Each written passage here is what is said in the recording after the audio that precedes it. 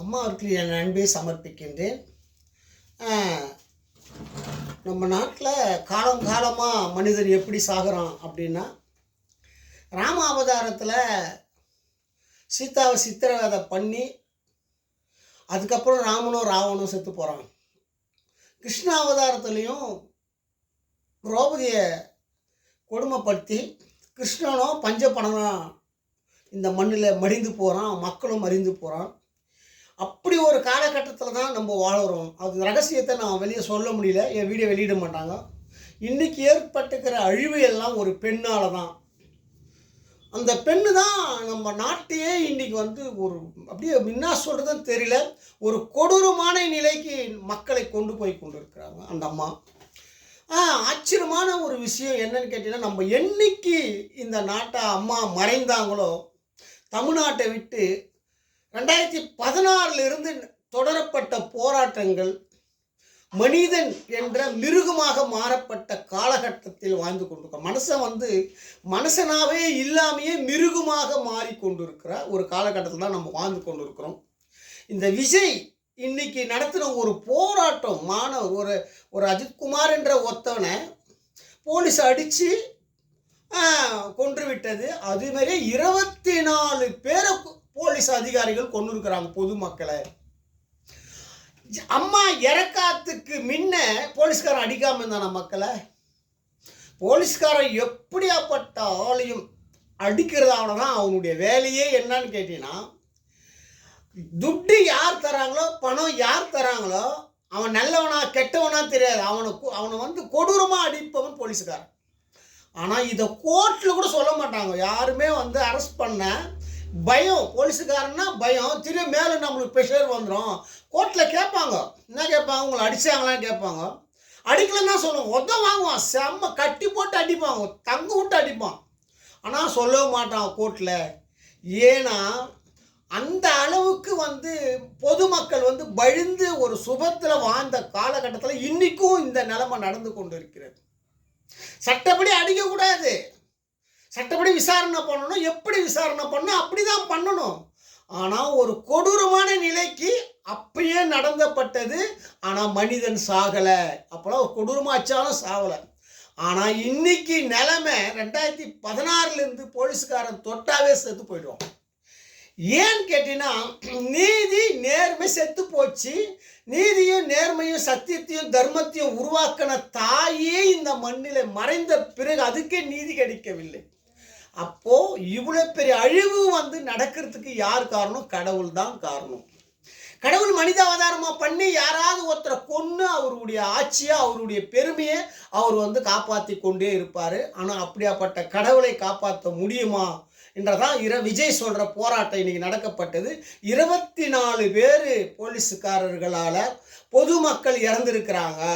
இது கடுமையான தண்டனை, கடுமையான சட்டம், கடுமையான நடவடிக்கை போலீஸ்காரர் மேலே எடுக்கணும் அப்படின்றதான் விஜயினுடைய போராட்டம். அந்த 24ன்றது யார்? 24 பொதுமக்களுக்கு கேட்குறாரா? இல்லை நம்ம தமிழ்நாட்டில் ஒரு தாய் மறைந்த பிறகு 24ஆம் தேதி மறைந்த பிறகு அந்த தாய்க்காக இவர் போராட்டம் பண்ணுறாரா அப்படின்றத கண்டுபிடிங்க. எது நடந்தாலும் 8லேருந்து ஆரம்பிக்கும். 8, 24, 69, 18, 28 இதுமாரியா தான் மக்கள் சாகுவாங்க. 69 பேர் இந்த டேட்டில் தான் சாகுவாங்க. ஏன்னா இந்த டேட்டு என்னான்னு கேட்டிங்கன்னா, உலகத்தையே ஆட்டி படைக்கக்கூடிய நம்பர் தான். இந்த வீரப்பன் 18ஆம் தேதி மறைந்தான். நம்ம பிரபாகரன் 18ஆம் தேதி பிறந்தான்.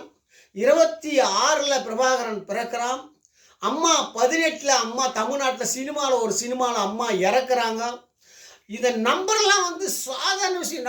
நான் என்ன சொல்ல வரேன்னா, நீ ஒரு ஜாதகத்தை வைத்து பஞ்சாங்கத்தை வைத்து உலகத்தையே சொல்லக்கூடிய தலையெழுத்து சொல்லுவேன். ஆனால் நான் சொல்கிறேன், நீ ஜாதகம் பார்க்குற, நீ சாமின்ற விஞ்ஞானின்ற எல்லாம் சொல்கிற. ஆனால் நான் எதுவுமே இல்லாமலேயே ஒரு சாதாரண மனிதன் படிக்காதவன் இந்த உலகம் அழிய போகிறான்னு சொல்லி உலக நாடுக்கு எழுதி வச்சுட்டேன் தலையில். சாக போகிறடா நீங்களாம் மொத்த பேருமே, எவ்வளோ பெரிய கோடீஸ்வரெல்லாம் சாக போகிறடான்னு சொல்லி ஏதுறேன். செத்து கொண்டே இருக்கிறான்.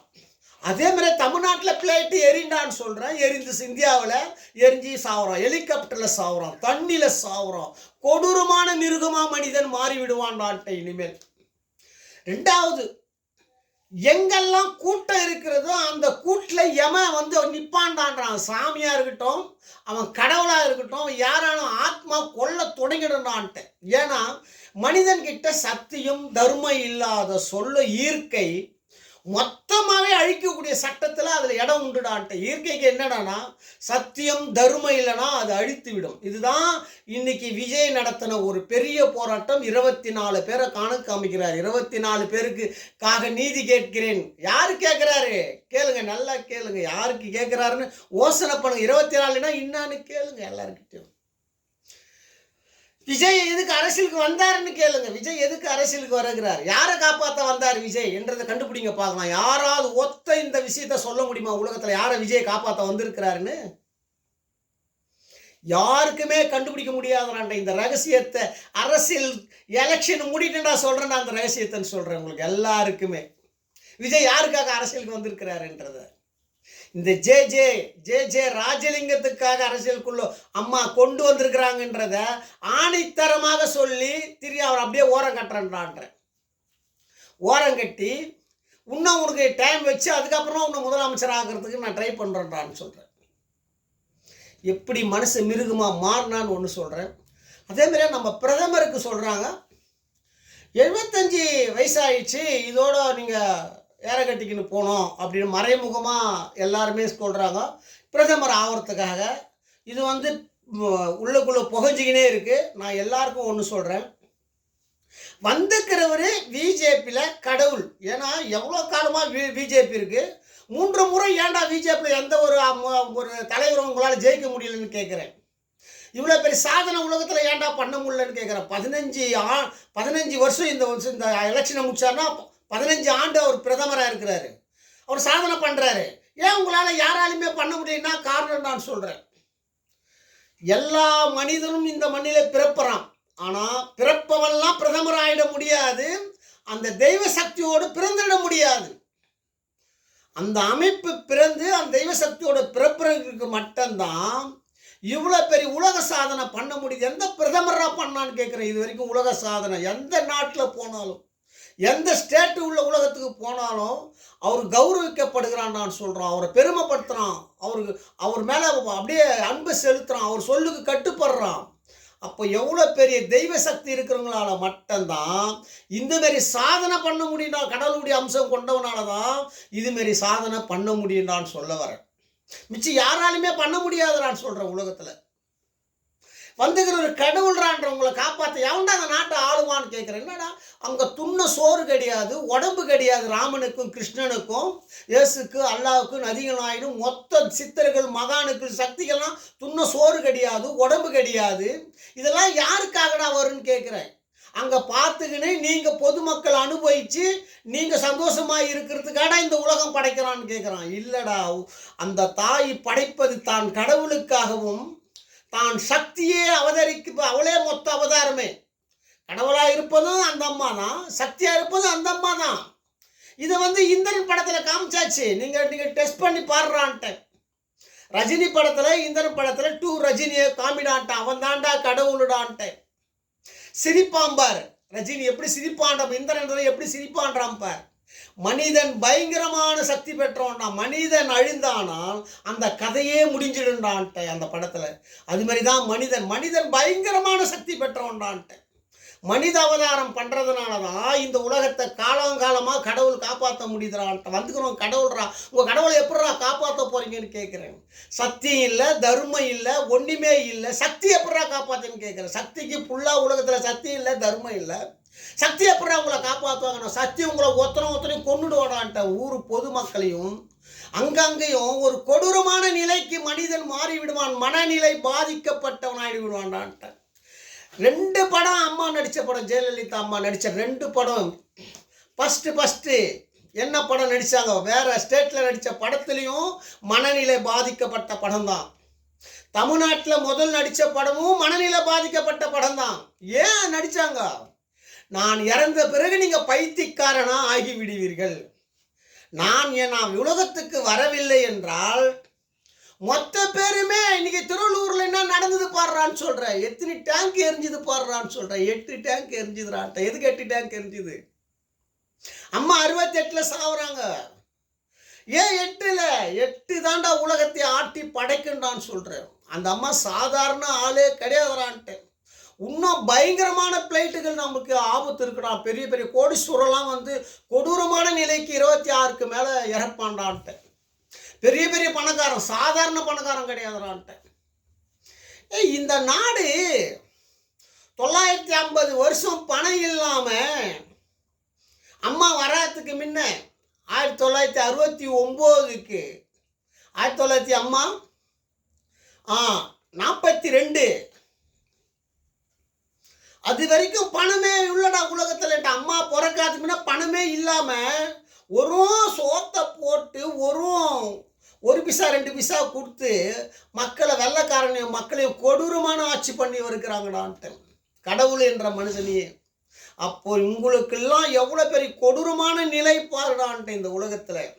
நான் செத்து போயிட்டா சந்தோஷமா காரு கிடையாதுரா, பங்களா கிடையாதுரா, மக்கள் கிடையாதுரான்ட்ட. எதுவுமே நீ கடவுளை கிட்ட வாட்ச்மேன்றான்ட்ட. நீங்களாம் ஒரு வாட்ச்மேன்றான்ட்ட. மொத்த பேருண்டா கடவுள் நீ எல்லாமே அந்த அம்மா கிட்ட வாட்ச்மேன் வேலை செய்யணுன்றான்ட்ட. இதில் மாற்றமே இருக்காதுரான்ட்ட. நான் உலகத்துக்கு நான் கொண்டு வரலன்னா நான் வராமல் போயிட்டா. எத்தனை பெரிய கோடீஸ்வரம் பாடுறா, இங்கே உக்காந்துன்னு பேசுகிறேன். எத்தனை கோடீஸ்வரம் இறந்து கொண்டு இருக்கிறான் பாடுறான்ற. சாதாரண கோடீஸ்வரம் கிடையாதுரான்ட்ட. பெரிய பெரிய லட்சாதிபதியெல்லாம் இறந்துட்டான்டான்ட்ட. இந்த பிச்சைக்கார ராஜலிங்கம் இந்த உலகத்துக்கு வரணுண்டான்ட்ட. முதல் வந்தால் மட்டும்தான் அம்மா உங்களை விடுவாங்கடான்ட்ட. இல்லை அம்மா வந்து உங்களை ஒரு கொடூரமான நிலைக்கு கொண்டு போகிறதுக்கு 95% வாய்ப்பு இருக்குதுரான்ட்ட. அந்த கொடூரமான நிலை தான் ராம்தாஸ் குடும்பத்தை நடக்குதுரான்ட்ட. தமிழ்நாடே எங்களுது, நாங்கள் தான் மக்கள் தொகை அதிகமாக இருக்கிறோம், நாங்கள் தான் ஆட்சியை பிடிப்புன்னு சொல்லி கொண்டு இருப்பவர் குடும்பத்தில் எவ்வளோ பெரிய அவமானத்தை சந்தித்து கொண்டு இருக்கான் பாடுறான்ட்ட யார ராம்தாஸ் குடும்பம். இதே மாதிரியா எல்லா குடும்பத்துக்கும் நடக்கண்டான்ட்ட. இந்த உலகத்தில் ஏதி வைடான்ட்ட. நான் போயிட்டா எல்லா குடும்பமும் மிருகமாக மாறிடுவான்டான்ட்ட. நீ போய் எங்கே கேட்குறேன்னா போய் விநாயகர்கிட்ட போய் கேள்றா, ஏன முகத்துக்கிட்ட போய் கேள்றா, ஏன முகம் கொடுத்தாங்க அம்மான்னு. போய் மகாவிஷ்ணு கிட்ட கேள்றான்றேன். ஏன் எல்லா முகமும் பன்னி அவதாரம், மீன் அவதாரம், சிங்க அவதாரமா மகாவிஷ்ணு பல அவதாரம் 5 அவதாரமா பண்ணது ஏன்னு கேள்றான்றேன். உலகத்திலே நந்தி சிவபெருமான் பிரதோஷன்னு சொல்றீங்களே, வெளியே பசுமாடு இருக்கு, அந்த பசுமாடை கும்பிட்றீங்க ஏன்னு கேள்றான்றேன். அந்த பசுவா மாற போறீங்கடான்ட்டேன். பசுவா மாற மாட்டேங்கடான்ட்டேன். இன்னும் எருமையாக மாறுவான் மனுஷன்டான்னு சொல்கிறேன். எருமோட ஒரு கோஷமான நிலைமைக்கு மனிதன் போய் விடுவான்டான்ட்டேன். அந்த அம்மா இந்த உலகத்துக்கு வராமல் போயிட்டாங்கன்னா அம்மா புகழாரத்தை அழிப்பவன் அந்த பூமியிலே அந்த காலகட்டத்திலே அவன் முட்டி போடுவான்டான்ட்டேன். அம்மா புகழாரத்தை எவன் அழிக்கிறானோ அவன் குடும்பம் முட்டி போட்டு அடுத்த பிரிவில் பிணம் தின்னுவான்டான்னு சொல்கிறேன். ஏறி வைடான்றேன். அம்மானா என்னடா, அம்மாவில் தாண்டா உனக்கு இந்த புகழாரம், இந்த உலகம், இந்த உணவு, இந்த மக்கள்றான்ட்டான். அப்படியாப்பட்ட அம்மாவுக்கு துரோகம் பண்ணிவிட்டு இந்த நாட்டையே நீ ஆளலாம் நினைச்சா அது நடக்காதரா, யாராலே முடியாதுறான்ட்ட. இது மன்னனையும் வெள்ளக்காரனையும் நவாப்புக்களையும் எத்தனையோ கோடி ஜென்மங்களையும் இந்த அழிக்க முடியாமல யாராலையுமே இந்த உலகத்தை அழிக்க முடியலடான்ட்ட. என்ன வரைக்கும் அம்மா கிட்ட இந்த வேலை யாருக்குமே நடக்காதுடான்ட்ட. இது முழுக்க நான் ஏன் சொன்னேன்னு கேள்றான்றேன். துர்கா ஸ்டாலின் அம்மாவை ஏன் 12ஆம் தேதி பிறந்தாங்க, எதுக்காக பிறந்தாங்கன்னு கேள்றா. ஒரு பெண்ணு தான் இந்த உலகத்தை ஆள்றாடான்ட்ட. இதுக்கு சாட்சிடான்ட்ட. சசிகலா அம்மாவும் ஜெயலலிதா அம்மா இருக்கிற வரைக்கும் சசிகலா தமிழ்நாட்டினுடைய தனிப்பட்ட மறைமுகமான முதலமைச்சர்றான்ட்ட. இன்னைக்கு எப்படி துர்கா ஸ்டாலின் எப்படி ஆட்சி பண்ணுறாங்க மறைமுகமா, அன்னைக்கு சசிகலா பண்ணுறாங்கடா ஜெயலலிதா இருக்கிற வரைக்கும்ன்றான். அப்போ இந்த நாட்டு அதிகாரிகளே அடக்கி ஆளுறாங்கடான்ட்டு. அவ்வளோ பெரிய சக்தி பற்றவங்களுக்கு இன்னைக்கு ஒரு வீட்டில் பாயடைந்து கிடக்குறாங்கடான்ட்ட. எந்த அதிகாரியும் அந்த அம்மாவுக்கு பயப்பட எவ்வளோ ஒரு கேவலமான நிலைக்கு போயிடுச்சு பாடுறான்டா சசிகலா. நான் ஏன் அம்மாவை இவ்வளோ புகழ்ந்து பேசுகிறேன்னு பாடுறான்ற துர்காஷ்டமி அம்மா 12ஆம் தேதி பேசுகிறான். யார்? எனக்கும் அந்த அம்மாவுக்கும் என்ன இருக்கிறது என்பதை கண்டுபிடிடா உலகத்தில்ன்ட்டேன். வந்துக்கிறேன் எங்கள் அம்மாடான்ட்டேன். எங்கள் அம்மாடா நீங்கள் ஒன்றுமே பண்ண முடியாதுடான்ட்டேன். இந்த வாட்டியும் எங்கள் அம்மா கன்ஃபார்மாக இந்த இயற்கை ஆத்மா கன்ஃபார்மாக யாருக்கு சப்போர்ட் பண்ணுன்றது கண்குணராக நம்ம பார்க்க போகிறோம்டான்ற. இதில் வந்து மாற்றமே இருக்காது.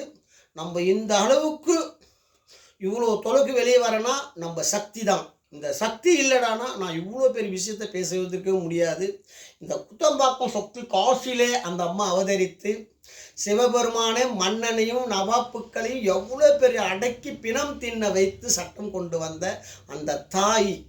அதுக்கப்புறம் மதுரை, அதுக்கப்புறம் இந்த கிராமத்தில் பிறந்து அந்த அம்மா உணவு இல்லாமல் வீடு இல்லாமல் பயங்கரமான துயரம் பட்டு அந்த அம்மாவை பிச்சை எடுக்க வைத்து சட்டம் கொண்டு வந்த நாடுடான்ட்ட மகாவிஷ்ணு. எதுக்கு பிச்சை எடுத்தாங்கன்னா, எவ்வளோ ஒரு மனிதன் ஆணவம் படைக்கிறானோ, எவன் ஒருத்தன் ஆங்காரம் படிக்கிறானோ, எவன் ஒருவன் சொல்வதை கேட்கவில்லையோ அந்த அம்மா கிட்ட பிச்சை எடுத்து துண்ணுவான்டான்ட்ட. ஏதி வைடான்ட்ட. இதில் எல்லாருமே ஒரு கருவிடான்ட்ட, ஒரு வாட்ச்மேன்றான்ட்ட. ஒரு மனிதன் ஆத்மா ஒரு வாட்ச்மேன்றான்ட்ட. அந்த வாட்ச்மேனுக்கு தான் வெளியே பலிபீடத்தில் சாப்பாடு வைக்கிறாங்கடான்ட்டு. அந்த நிலைமை உங்களுக்கு வருண்டான்ட்டேன். என் சக்தியை எவன் பரப்பவில்லையோ, எவன் என் பேச்சை கேட்கவில்லையோ, ஒரு நாள் துண்ண உணவு இருக்காதுடா அவன் குடும்பத்தில்ன்ட்டு. ஏதி வச்சுக்கிடான்ட்டேன். இன்னிலிருந்து நான் உலகத்துக்கு வரவில்லை என்றால், என் சக்தியை நீ பரப்பவில்லை என்றால் இந்த உலகத்துக்கு இந்த நிலைமை வருடான்ட்ட. ஏதி வைடான்ட்ட. ஆனால் கடவுளாக நான் ஆக விரும்பவில்லைடான்ட்ட. என் தாய் சக்தி, அந்த சக்தியை காப்பாற்றுவேன். அந்த கடவுளையும் என்னால் காப்பாற்ற முடியல. என்னை தவிர உங்களை காப்பாற்ற யாராலுமே முடியாதுடான்ட்ட. இதில் மாற்றமே கிடையாதுடான்ட்ட. நல்லா ஓசிக்கடான்ட்ட. மொத்த பேர் ஓசிங்கடான்ட்ட. கடவுளுன்றீங்க. கடவுளுக்கு ஏண்டா உருவம் வந்து வாயில்லா ஜீவனை படைச்சாங்க? அதுக்கப்புறமா ஏண்டா வந்து அவமானம், கடவுள் வந்து கொடூரமான அவமானம் பட்டாங்க? இதெல்லாம் ஓசிடான்னு சொல்கிறேன். மொத்தம் யாரா இதுக்கு பின்னாடி வேலை செய்கிறான்னு கண்டுபிடிங்கடா மொத்த பேரும். ஒரு தாய்டான்ட்ட. ஒரு தாய். இதுக்கு மேலேயும் ஒரு சக்தி உலகத்தில் இயங்குதுடான்ட்ட. அந்த சக்தி இடத்துல யாருமே நெருங்க முடியாதா என்ன தவறுன்னு சொல்லிட்டு அது உள்ளோ. நீ வந்தா கூட என்னுடைய அனுமதி இல்லாமல் நீ உள்ளே போக முடியாதுடான்ட்ட. அப்படியாப்பட்ட இடத்த நான் பார்த்துட்டு வந்துருக்கிறேன்டான்னு சொல்லிட்டேன். இங்கே நான் வந்தேன்னா இந்த இடத்துல அந்த உலகமே சோயலண்டான்ட்டேன். இந்த இடத்துல இதில் மாற்றமே இருக்காதுன்னு சொல்கிறேன். நம்ம இந்த அளவுக்கு இவ்வளோ தொழில் வீடியோ வெளியே வருதுன்னா அது நம் நாட்டு பிரதமருக்கும் முதலமைச்சருக்கும் என் மனமார்ந்த நன்றி. என் குத்தம்பாக்கம் சக்திக்கும் என் மனமார்ந்த நன்றி. இன்றைய சட்டம் நாளைய மாற்றம். மக்களால் நான், மக்களுக்காக நான்.